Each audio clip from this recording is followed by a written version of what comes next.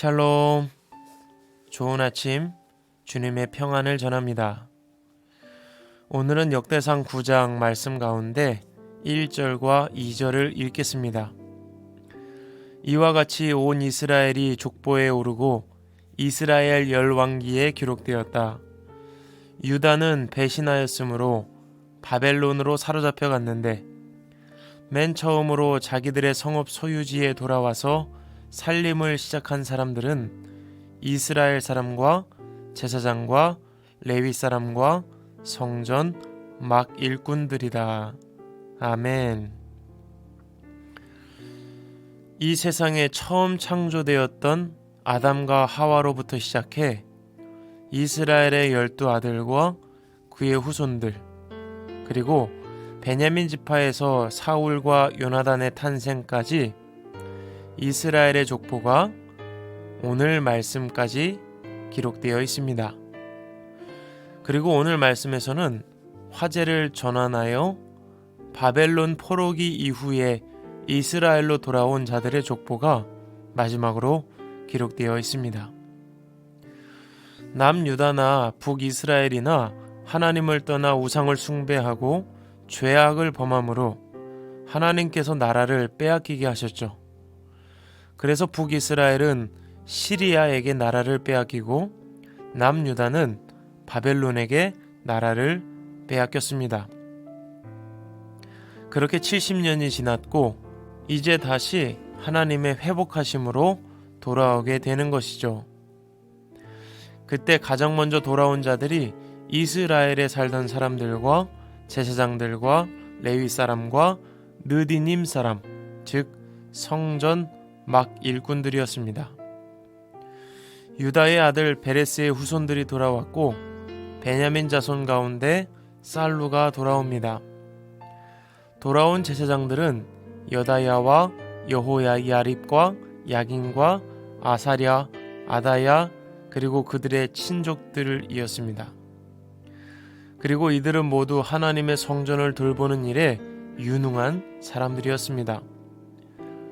레위 사람들 가운데서는 무라리의 자손 스마야가 살았는데 그는 아삽의 증손입니다. 또 오바댜가 살았는데 그는 여두둔의 증손이었습니다. 아삽이나 여두둔이나 하나님 앞에 찬양을 드렸던 사람들이죠. 17절부터는 고라의 증손인 살룸과 그의 친족들이 조상들이 하던 사역을 물려받아 성막문을 지키는 임무를 그대로 하는 것이 기록되어 있습니다. 무셀레메아의 아들 스가랴는 회막문의 문지기였습니다. 회막은 하나님의 언약궤를 보관하던 곳이죠. 그리고 나머지 레위 사람들도 레위인으로서 맡겨진 성전을 돌보는 일을 하게 됩니다. 누군가는 성전에서 사용하는 기구들을 다듬고 제사에 쓰일 포도주와 밀가루, 기름과 유향과 향품을 관리했습니다.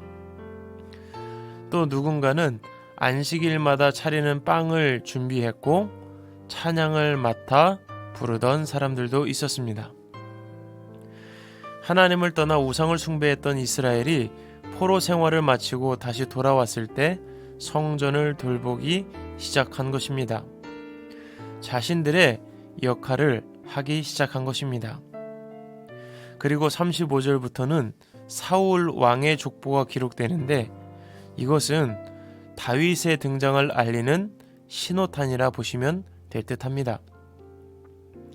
저는 오늘 말씀을 묵상하며 회초리를 내시는 하나님이시기도 하지만 반드시 다시 회복시키시는 하나님을 발견하게 되었고 무너졌던 모든 것 가운데 가장 먼저 회복시켰던 것이 하나님의 성전이었음을 바라보게 되었습니다. 이스라엘이 포로기를 마치고 처음 했던 것은 무너진 성전을 다시 건축하고 성벽을 쌓는 것이었습니다. 요즘 코로나 사태를 잠잠히 바라보며 필요 없는 껍데기는 벗겨내시고 진정 필요한 것만 남기게 하시는 하나님을 발견하게 됩니다. 우리가 포로기를 겪는 것과 같이 참 어려운 시절을 보내고 있지만 우리 안에 먼저 회복해야 할 것은 신령과 진정으로 드리는 참된 예배입니다. 하나님을 향한 마음입니다. 여러분, 오늘도 힘내시고 하나님의 사랑과 구원의 은혜를 회복하고 삶으로 드리는 예배를 이루어가는 복된 하루 되시길 간절히 소망합니다. 고난의 시절은 회복의 기회입니다. 지금까지 김종인 목사였습니다. 샬롬.